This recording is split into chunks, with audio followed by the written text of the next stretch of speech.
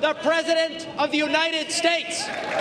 China has been on President Trump's mind from his first address to Congress. And we've lost 60,000 factories since China joined the World Trade Organization. To his most recent political rallies. So I just announced that we'll increase tariffs on China. And we won't back down until China stops cheating our workers and stealing our jobs. Previous administrations decried Chinese trade practices, from currency manipulation to flooding the market with low-cost steel.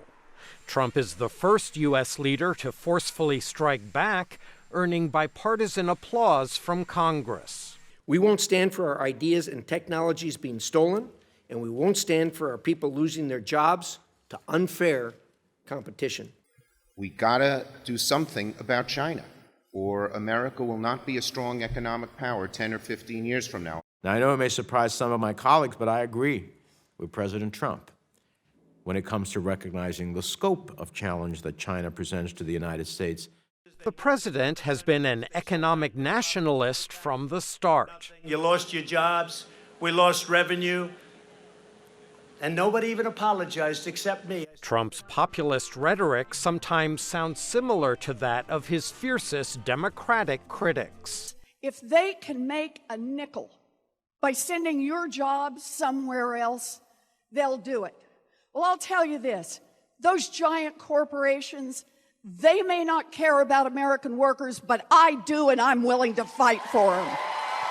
Some Republicans credit Trump with forcing their party to grapple with the challenges China presents. Frankly, too many of members of my own party have been China doves for too long, focused primarily on the business relationship that we have with China. I think that's changed a lot over the last 3 years. Even so, imposing tariffs and inviting a trade war have alarmed many Republicans. 1 in 5 jobs in Iowa is tied directly to trade. Erecting new market barriers with tariffs and quotas cannot be a long-term solution. Democrats, meanwhile, say Trump has squandered leverage on China by picking trade fights with U.S. allies. All the tariff fights with Canada, Mexico, Europe, Japan make no sense. We ought to all be united and aimed at China, and I think we'd come to a very good solution quickly. Republicans want a U.S.-China trade deal as soon as possible.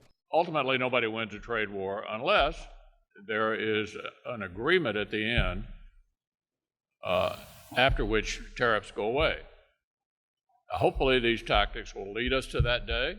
Democrats fear a deal that falls short. The president has made it a practice to get up in front of the television cameras, tout new trade deals, reap splashy headlines, but those announcements have been consistently hollow and the results underwhelming.